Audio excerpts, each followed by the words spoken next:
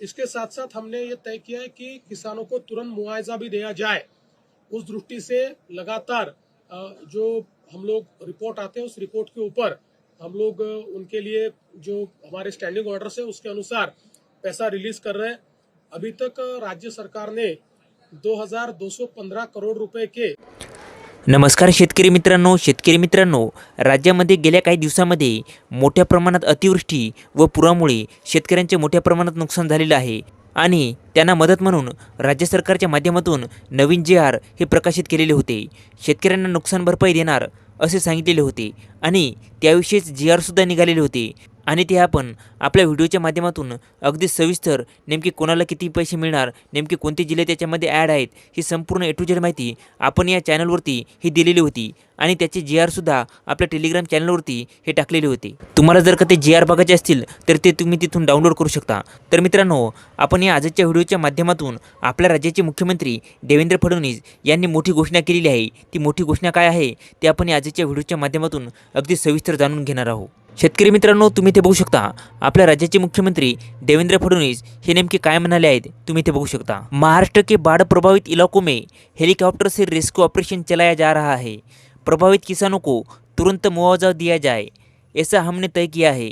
अभी तक राज्य सरकार ने 2215 करोड़ के JR निकाले हैं, जिससे 41,64,000 किसानों को फायदा होगा।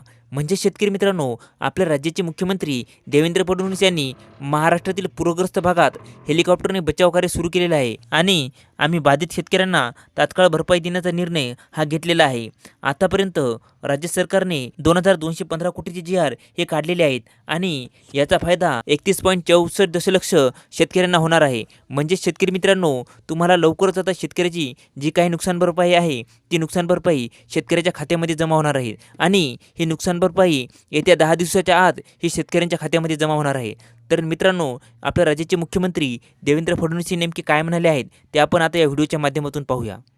तर मित्रांनो, माहिती बघण्याआधी तुम्ही जर का आपल्या चॅनलवरती नवीन आला असाल तर चॅनल सबस्क्राईब करून ठेवा आणि बेल नोटिफिकेशन ऑन करा, जेणेकरून असेच आणखी नवनवीन व्हिडिओ हे आपल्यापर्यंत येत जातील। चला तर मग व्हिडिओ सुरू करूया।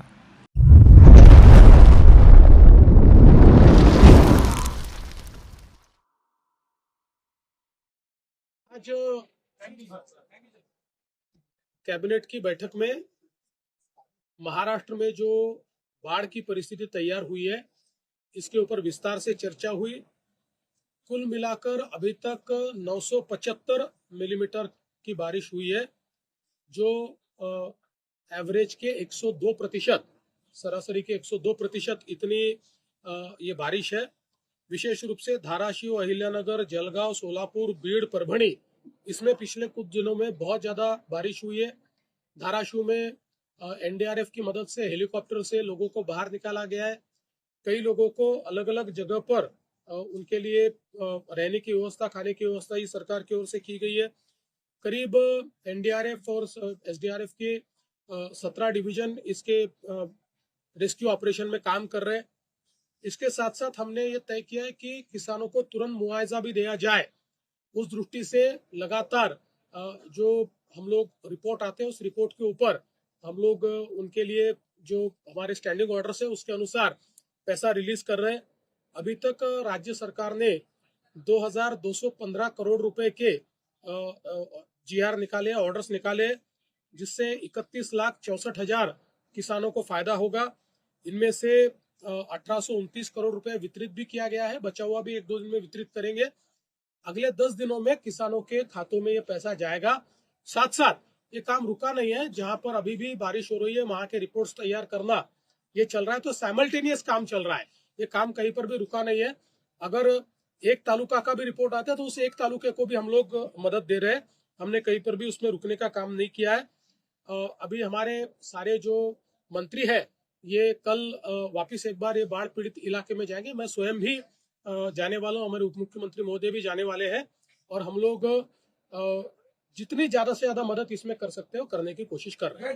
घोषित करने को लेकर अपोजिशन लगातार देखिए, जिस प्रकार की कार्रवाई इस प्रकार की परिस्थिति में की जाती है, हिस्टोरिकली इस प्रकार की परिस्थितियों में जो जो निर्णय लिए गए वो सारे निर्णय हम ले रहे हैं और उससे आगे बढ़कर भी हम निर्णय लेंगे।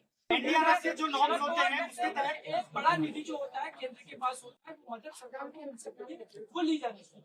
देखिए, अभी केंद्र की सरकार ने एक बहुत अच्छी व्यवस्था की है। एनडीआरएफ के कुछ पैसे, रिलीफ के पैसे, ये हमको एडवांस में मिलते हैं और उससे ज्यादा भी हमारा खर्चा होता है तो वो खर्चा करके हम केंद्र सरकार को रिपोर्ट भेजते हैं। उस रिपोर्ट के आधार पर केंद्र सरकार हमको वो पैसा देती है। इसलिए हम लोग जो एनडीआरएफ में हमारे पास उन्होंने डिजास्टर मैनेजमेंट में पैसा दिया हुआ है इस प्रकार की आपदा के लिए, उसको भी हम इस्तेमाल करेंगे। उससे ज्यादा पैसा लगने वाला है वो हम राज्य सरकार की ओर से खर्चा करेंगे। उसमें से जो एडमिसिबल है वो केंद्र सरकार की ओर से मिलेगा, जो एडमिसिबल नहीं है वो राज्य सरकार देगी। सर, अभी तक कितने लोगों की मौत हो गई है और कितने लोगों को शिफ्ट किया गया है? 8 लोगों की मौत हुई है, 10 लोग घायल हैं। हेलीकॉप्टर से रेस्क्यू ऑपरेशन चल रहा है और अधिक हेलीकॉप्टर मिल सकते हैं क्या, ऐसा मुझे हमारे जो आपत्ति व्यवस्थापन मंत्री है गिरीश महाजन जी, वो स्पॉट पर है, उनका मुझे कॉल आया था। मैंने अभी जो यहाँ के कमांडिंग ऑफिसर है उनसे बातचीत की है और उनको ये निवेदन किया है कि कहीं और से भी आप पुल कर सकते हो तो आप कीजिए। अभी बारिश लगातार चल रही है, एक लो प्रेशर बेल्ट भी तैयार हो रहा है। अगर ये मैच्योर होता है तो 27-28 के दरमियान वापस बड़े पैमाने पर बारिश हो सकती है, ऐसा अंदाजा है।